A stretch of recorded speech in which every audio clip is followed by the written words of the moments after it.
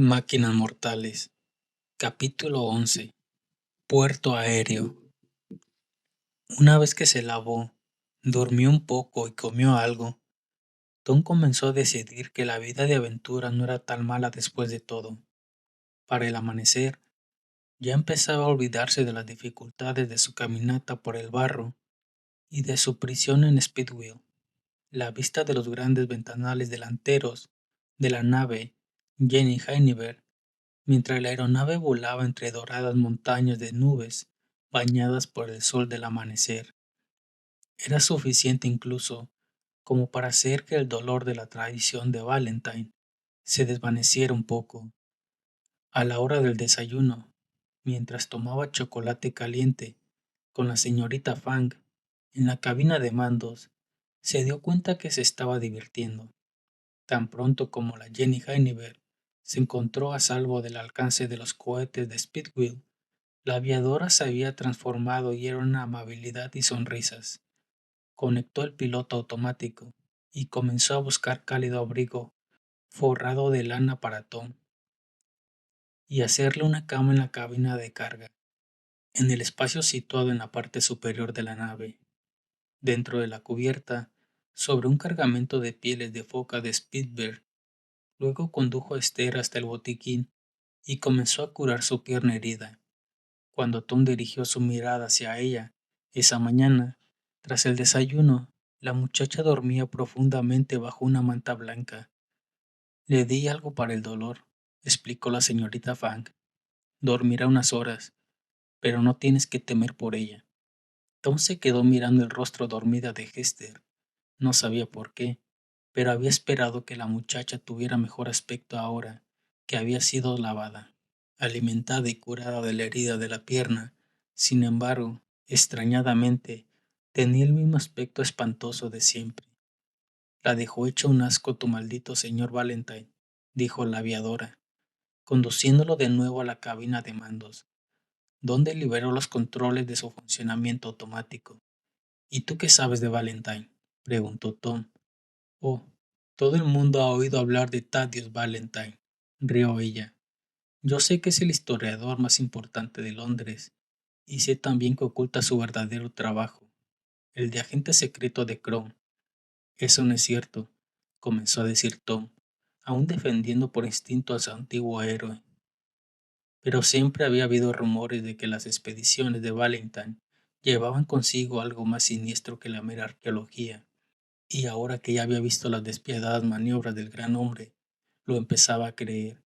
Se sonrojó avergonzado por culpa de Valentine, y avergonzado de sí mismo por haberlo querido.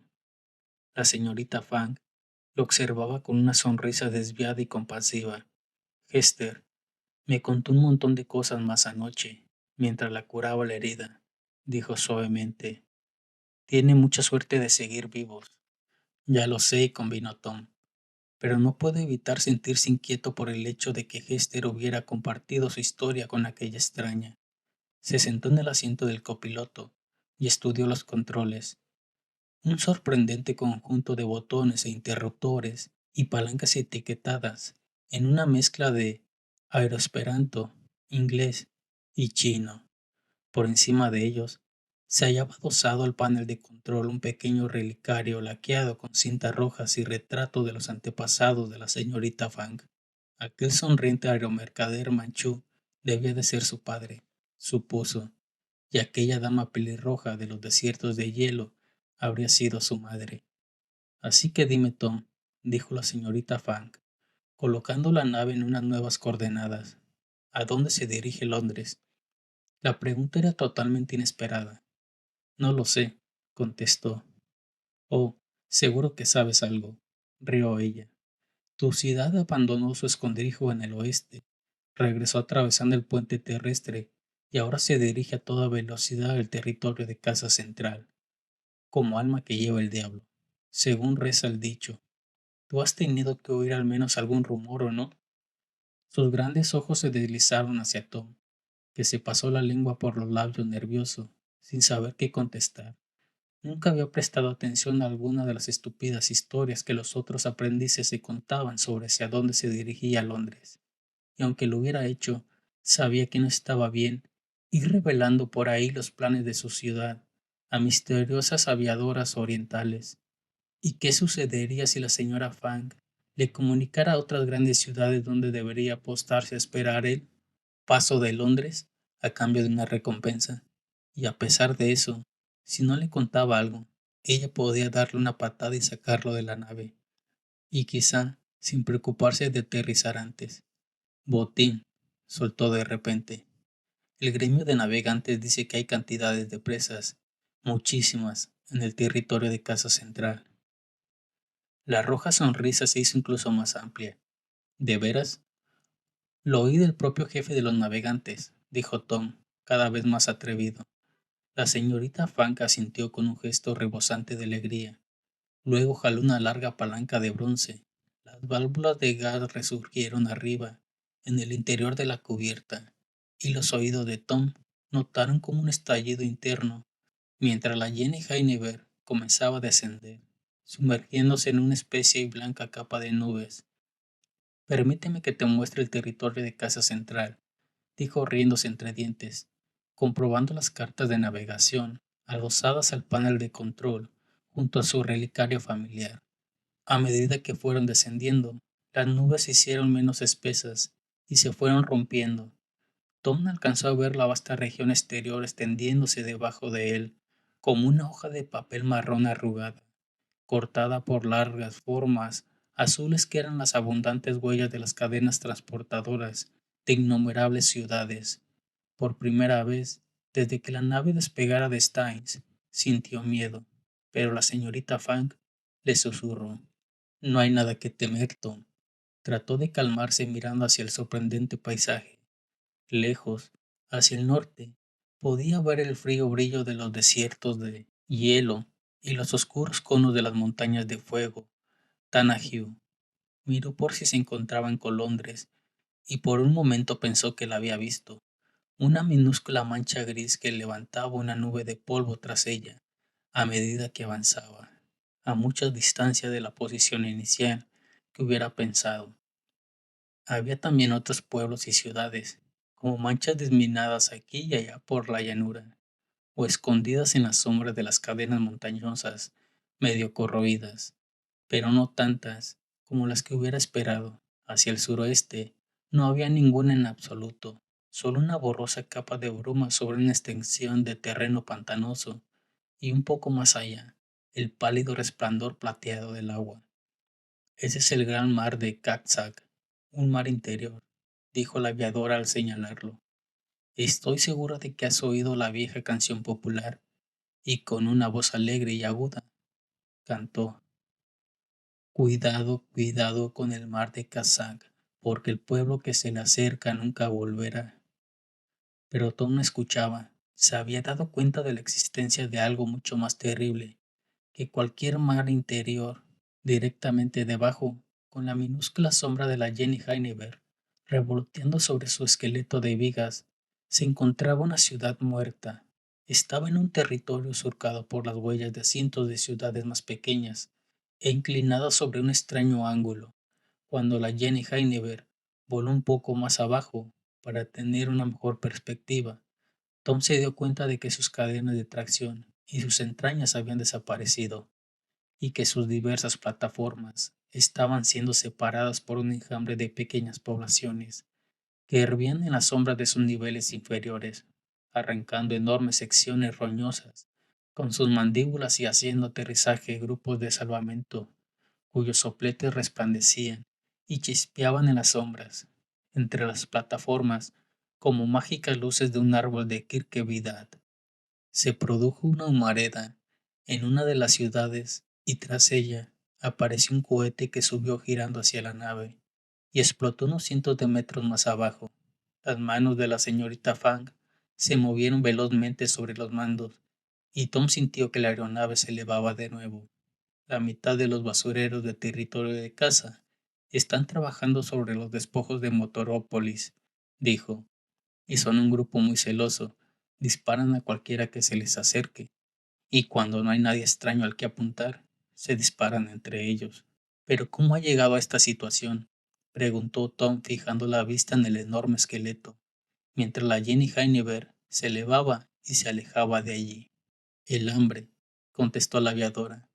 Se le terminó el combustible y, como se quedó parada, llegó entonces una manada de poblaciones más pequeñas y empezaron a desgarrarla. Esta locura alimenticia ha durado meses y espero que otra gran ciudad venga pronto y termine de una vez el trabajo. Ya ves, Tom, no hay presas suficientes tras las que correr en el territorio de Casa Central, así que no puede ser eso lo que ha hecho que Londres salga de su guarida. Tom giró la cabeza para ver la ciudad muerta quedarse atrás allá abajo. Un grupo de minúsculos suburbios depredadores estaba saqueando las ciudades de los basureros en el lado noroeste, eligiendo al más débil y al más lento para ir contra él. Pero antes de que lo capturara, la Jenny Hennifer se elevó de nuevo hacia el puro y limpio mundo por encima de las nubes, y la carcasa de Motorópolis quedó fuera del alcance de la vista. Cuando la señorita Fang volvió a mirarlo, aún seguía sonriendo, pero había un extraño brillo en sus ojos. Así que no son presa lo que Magnus Kronbosca dijo. ¿Qué podrá ser? Tom movió la cabeza indicando su desconocimiento. Yo soy solo un aprendiz de historiador, confesó, de tercera clase, y yo no conozco en realidad al navegador jefe. Esther mencionó algo, continuó la aviadora. La cosa que el señor Valentine les quitó a sus pobres padres. Medusa. Un extraño nombre. ¿Has oído hablar de ella? ¿Sabes lo que significa? Tom negó con la cabeza, y ella lo observó con atención. Lo miró a los ojos hasta que el muchacho sintió como si estuviera mirándolo dentro del alma. Entonces, ella rió. Bien, no importa. Tengo que llevarte a Puerto Aéreo, y ahí encontraremos una nave que te devuelva a casa. Puerto Aéreo era una de las ciudades más famosas de toda la era de la atracción, y cuando el susurro de su radiofaro direccional llegó a la radio esa tarde, Tom se lanzó hacia la cabina de mandos. Se encontró con Hester en la escalera de cámara, junto al botiquín, con el cabello revuelto, adormilada y cojeando. Anna Fang había hecho todo lo posible para curar la pierna herida, pero no había logrado mejor los modales de la muchacha. Este escondió su rostro cuando vio a Tom y solo le lanzó una mirada feroz y un gruñido cuando él le preguntó cómo se encontraba. En la cabina de mandos, la aviadora se volteó para saludarlos con una radiante sonrisa. Miren, queridos míos, dijo señalando hacia adelante a través de los grandes parabrisas. Puerto Aéreo. Se acercaron y se situaron detrás de su asiento para mirar, y a lo lejos, a través de un mar de nubes, vieron que el sol brillaba camino del oeste, sobre una solitaria plataforma de aleación ligera y un nimbo de bolsas de gas de brillantes colores. Hacía ya mucho tiempo que la ciudad de Puerto Aéreo había decidido escapar de las ciudades hambrientas y dirigirse hacia el cielo.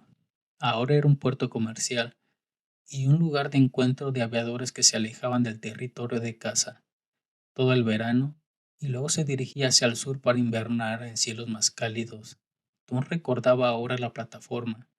Había anclado en Londres durante toda una semana, como los globos panorámicos habían estado subiendo y bajando desde Kensington Gardens y Circle Park, y lo envidioso que se había sentido de gente como Meliphant, que era lo suficientemente rica como para realizar un viaje en uno de ellos y regresar llena de historias sobre la ciudad flotante.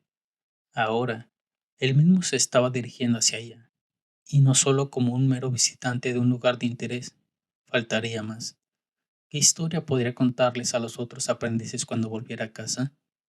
Lentamente, la nave fue ascendiendo hacia la ciudad flotante y, al tiempo que el sol se sumergía tras los bancos de nubes del oeste, la señorita Fang apagaba los motores y se dejaba llevar hacia un mástil de amarre, mientras los oficiales del puerto, embutidos en uniformes azul celeste, hacían ondear banderas multicolores para guiarla con seguridad a su amarre.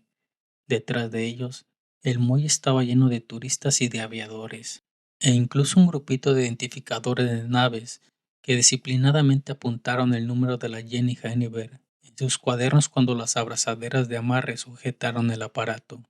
Momentos después, Tom salía a la luz del crepúsculo y al aire frío y transparente, observando las naves que iban y venían, elegantes naves de grandes líneas y lanchones aéreos roñosos, bruñidas y pequeñas flechas aéreas con cubiertas transparentes y cargueros de especias pintados con rayas de tigre, procedentes de las 100 islas. Miren, dijo Tom, señalando los tejados. Ahí está la bolsa de valores flotante, y esa iglesia es San Miguel de los Cielos. Hay un cuadro de ella en el Museo de Londres, pero la señorita Fang la había visto muchas veces con anterioridad, y Hester solo miraba ceñudamente a la gente que estaba en el embarcadero y escondía su cara. La aviadora cerró la puerta de la Jenny con una llave que pendía de una correa anudada a su cuello, pero cuando un pícaro descalzo corrió hacia ella y la jaló de la manga del abrigo, diciendo: ¿Quiere que le vigile la nave, señora? Ella se rió y dejó caer 3 monedas de bronce cuadradas en la mano del muchacho. No voy a dejar que nadie se cuele a bordo, prometió, ocupando su puesto junto a la plataforma. Luego aparecieron empleados uniformados del puerto, que le sonreían a la señorita Fang, pero observaban con actitudes sospechosas a sus nuevos y extraños compañeros. Comprobando que los recién llegados no llevaban punteras de metal en sus botas o cigarrillos escondidos consigo. Luego los condujeron de regreso hacia las oficinas portuarias, donde enormes carteles escritos insistían con rudeza: no fumar, apagar todos los aparatos eléctricos y no producir chispas.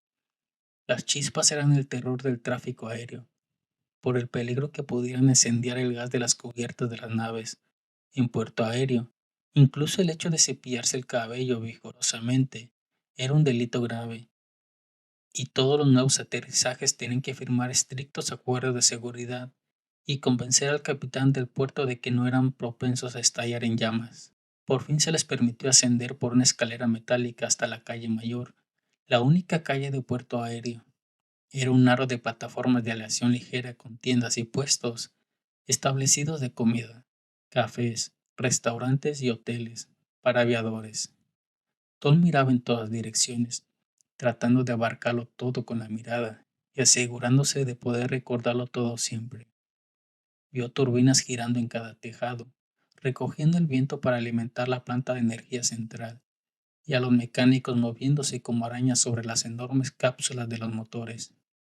El aire estaba impregnado de olores exóticos, propios de la comida extranjera, y por todas partes donde miraba, veía aviadores paseando con la descuidada confianza de la gente que ha vivido toda su vida en el cielo, con los largos abrigos ondeando tras ellos como si fueran alas de cuero. La señorita Fang apuntó en la curva de la calle mayor haciendo un edificio con un cartel con la forma de una aeronave. Esa es la bolsa de gas y gándola, dijo a sus acompañantes. Los voy a invitar a cenar y luego buscaremos a un capitán amigo para que los lleve de vuelta a Londres. Se dirigieron hacia el lugar, con la aviadora abriendo camino y Hester ocultándose del mundo detrás de su mano levantada, mientras Tom aún miraba maravillado a todas partes y pensaba que era una pena que sus aventuras pronto fueran a acabarse. No se dio cuenta de la presencia de un Azor 90, de reconocimiento que daba vueltas por entre una multitud de naves más grandes y que esperaban un puesto de amarre.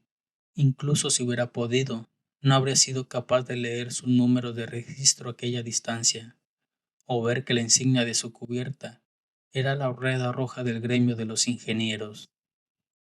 Máquinas mortales. Capítulo 12. El bolsa de gas y góndola.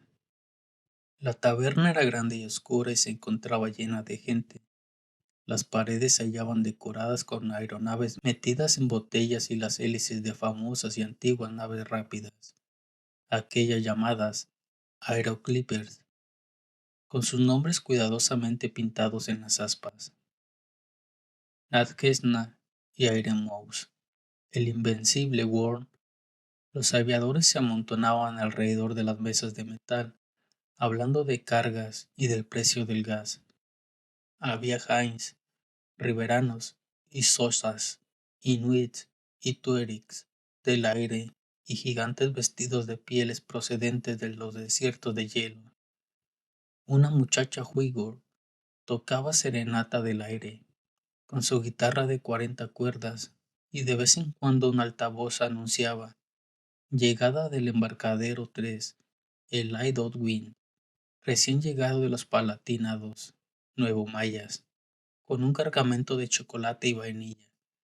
O, embarcando, ya en la plataforma 7, Maicirona, con destino a Arcángel, Amia Fang, se detuvo ante un pequeño altar justo al pasar la puerta y dio las gracias a los dioses del cielo por el viaje a salvo.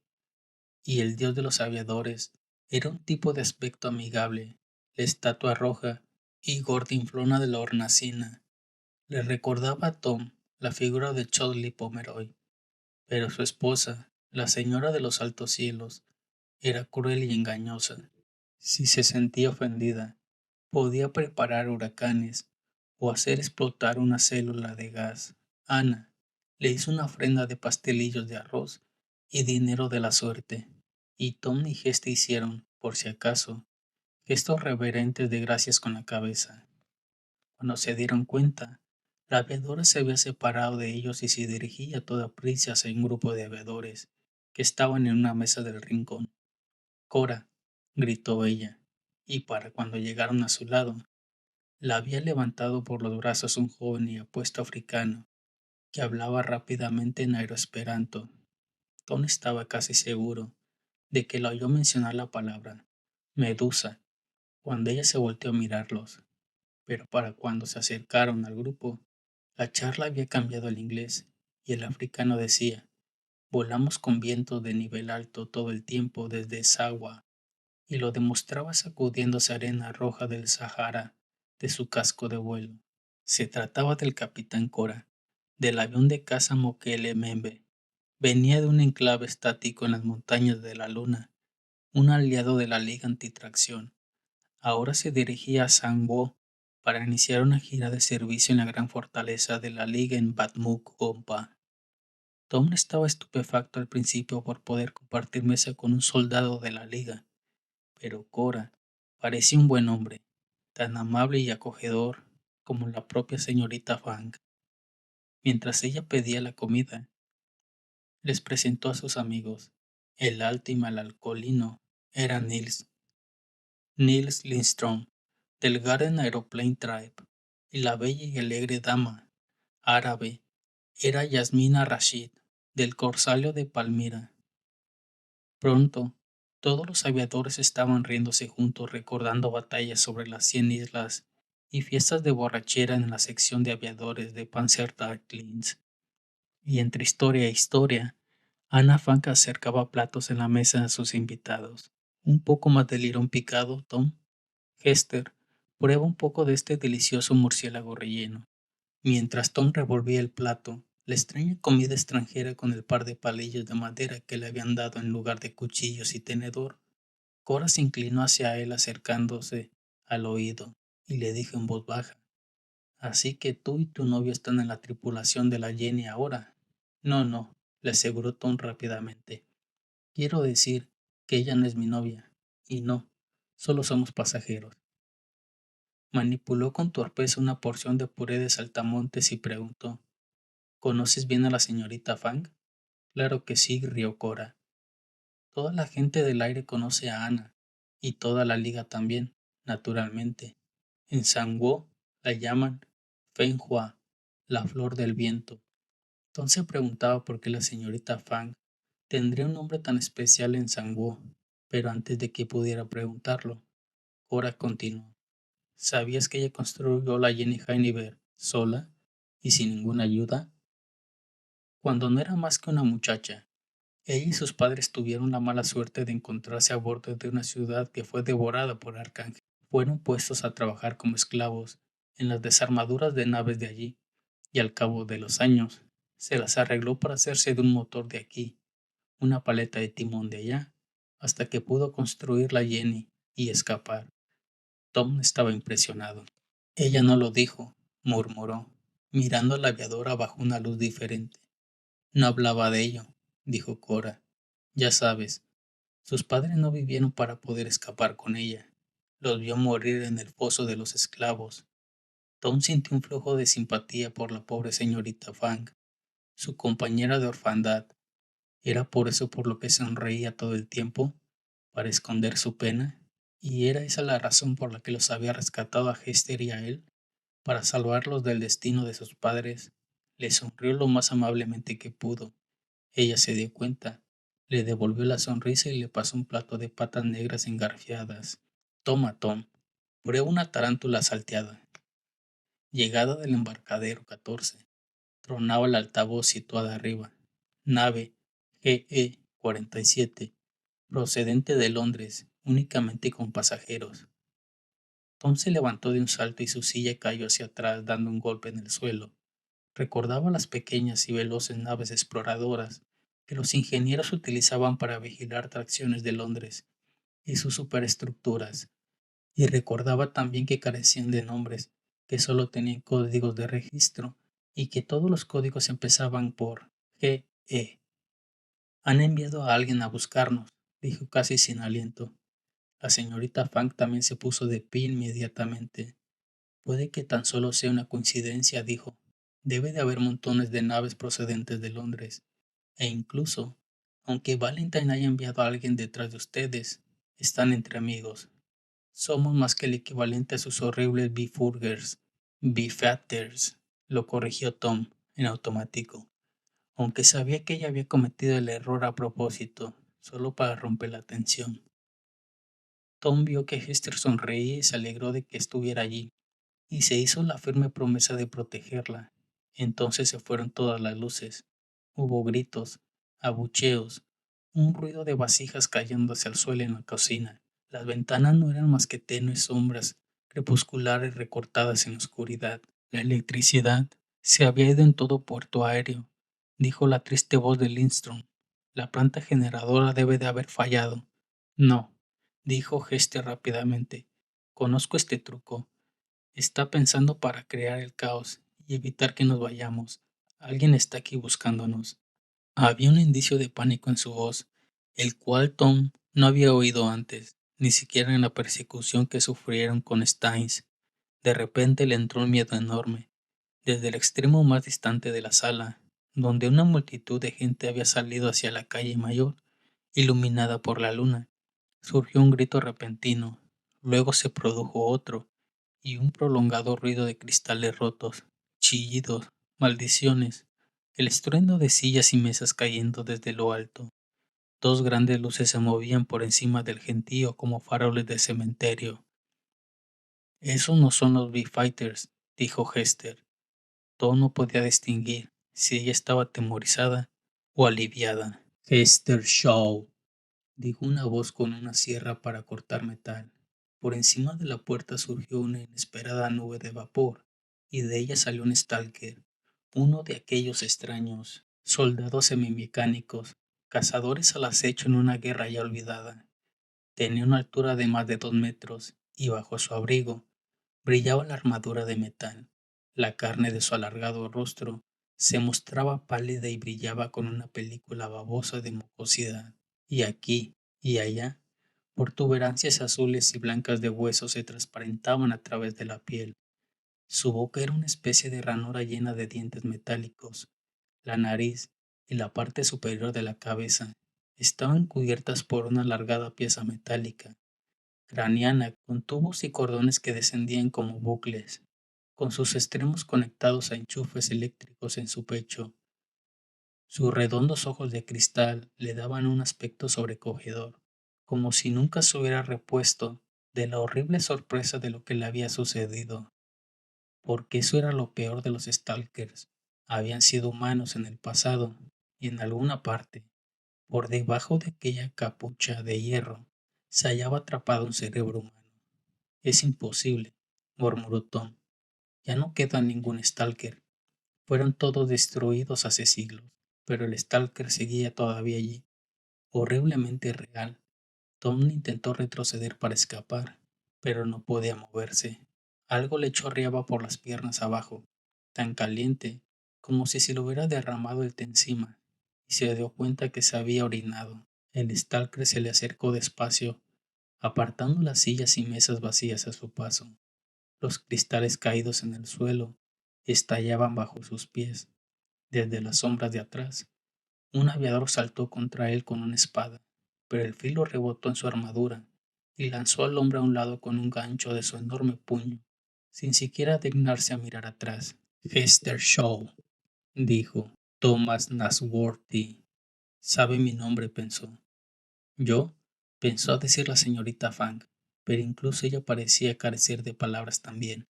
Empujó a Tom hacia atrás, mientras Cora y los otros desenfundaban sus espadas y se interponían entre aquella criatura y su presa.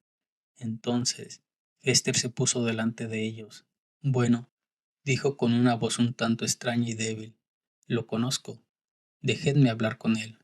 El Stalker volteó su rostro cadavérico desde Tom a Hester, con las lentes girando dentro de sus ojos mecánicos. Hester Shaw, dijo, acariciando el nombre con su voz parecida a un escape de gas. Hola, Sherk, dijo Hester. La gran cabeza se inclinó hacia abajo para mirarla, levantando una mano metálica. Dudó un instante y luego le tocó la cara, dejando huellas de aceite. Siento mucho no haber tenido nunca la oportunidad de despedirme. Yo trabajo ahora para el Lord Mayor de Londres, dijo Sherk. Él me envió para matarte. Tom emitió otra vez algo parecido a un gemido. Hester soltó una débil risita. Pero tú no lo vas a hacer, ¿verdad, Sherk? Tú nunca me matarías, ¿o sí? Sí, dijo Sherk, sin la menor entonación, todavía mirándola desde su altura. No, Sherk, susurró Hester, y la señorita Fang captó su oportunidad. Sacó de un bolsillo de la manga de su abrigo una especie de astilla metálica en forma de abanico y la lanzó, volando a la garganta del Stalker. Hizo un pavoroso ruido, como si tratara de un gemido, mientras atravesaba el aire, a la vez que desplegaba y tomaba la forma de un disco brillante y afilado como una navaja de rasurar. Un disco de guerra nuevo maya, resoñó Tom, que había visto esas armas guardadas en las vitrinas de cristal de la sección de armas y guerras del museo. Sabía que podía decapitar a un hombre a 60 metros y se quedó tenso, esperando que el cráneo del Starker cayera de sus hombros, pero el disco solo golpeó ruidosamente el cuello metálico de la armadura del Sherk y ahí se quedó alojado vibrando. La ranura de la boca se alargó hasta formar una larga sonrisa y el Stalker salió disparado hacia adelante, rápido como un lagarto. La señorita Fang se hizo a un lado y dio un salto hacia él y lanzó una impresionante patada, pero era demasiado rápido para ella. Corran, les gritó a Hester y a Tom. Vuelvan a la Jenny. Yo los sigo. ¿Qué más podían hacer? Corrieron. Aquella cosa intentó atraparlos mientras pasaban agachados para esquivarlo, pero Cora estaba allí para tomarlos del brazo, y Niels le golpeó la cara con su espada. El Stalker se sacudió el brazo de Cora y levantó la mano. Se produjeron chispas y un chirrido de metal contra metal, y Lindstrom tuvo que soltar la espada rota. Dio un alarido de dolor y se agarró el brazo. El monstruo lo apartó de un golpe y levantó a Ana en el aire cuando ella se le venía encima de nuevo, blandiéndole la aviadora como si fuera un objeto contra Cora, y Yasmina, blandiendo a la aviadora como si fuera un objeto contra Cora y Yasmina, cuando estos corrieron en su ayuda. Señorita Fang, gritó Tom. Por un instante pensó en regresar, pero sabía lo suficiente sobre los Stalkers como para estar convencido de que no había nada que pudiera hacer. Corrió tras Hester sobre un montón de cuerpos tirados a la entrada y salió a las sombras de afuera, hacia el crepúsculo, para mezclarse con el atemorizado gentío congregado en el exterior. Una sirena sonaba chillona y fúnebre en las cercanías. La brisa traía humo acre, y sobre la planta de energía creyó ver la luz vacilante de aquello que los aviadores más temían, el fuego. No entiendo, acertó a decir Hester, hablando para sí misma, no para Tom. Él no me mataría, nunca lo haría. Aún así, siguió corriendo, y juntos, ella y Tom desembocaron en el amarre 7, donde los estaba esperando la Jenny Hannibal. Pero Sherk Se había asegurado ya que la pequeña aeronave no fuera a ninguna parte esa noche. El toldo protector había sido rajado a cuchilladas, el revestimiento de la cubierta del motor de estribor desencajado como si hubiera abierto una vieja lata, y una maraña de cables, como si fueran espaguetis, aparecían retorcidos sobre el muelle, y entre todo aquello yacía el cuerpo roto del muchacho al que la señorita Fang había pagado para vigilar la nave. Tom miró el destrozo. Tras él, apenas audible, cada vez más cercano, el ruido de pasos que machacaban la plataforma metálica. Plank, plank, plank. Miró a su alrededor en busca de Hester y vio que se había ido arranqueando por el anillo de los muelles. Se dio cuenta que corría cuesta abajo, porque la dañada ciudad aérea estaba desarrollando una preocupante inclinación. Gritó su nombre y salió corriendo tras ella, siguiéndola hasta un mástil de amarre cercano. Un frívolo globo aerostático parecía hecho de encaje. Acababa de llegar.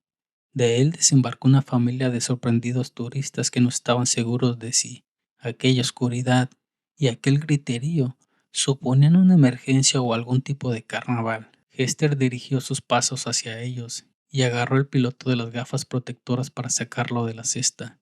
El aparato comenzó a la deriva en el momento en que ella saltó dentro. «¡Deténganse! ¡Ladrones! ¡Secuestradores! ¡Ayuda!», gritaba el piloto del globo. Pero todo lo que Tom podía oír era aquel plac, plac, plac, acercándose rápidamente por la calle mayor.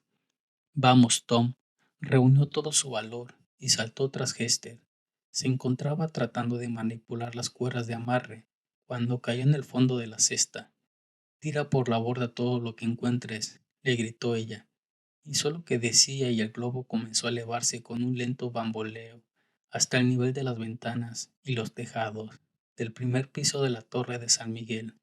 Pronto, Puerto Aéreo era una rosquilla de oscuridad esfumándose tras ellos, allá abajo, y Sherk era tan solo una mota de polvo, con unos ojos que brillaban mientras caminaba con su paso acechante por el embarcadero y los veía escapar.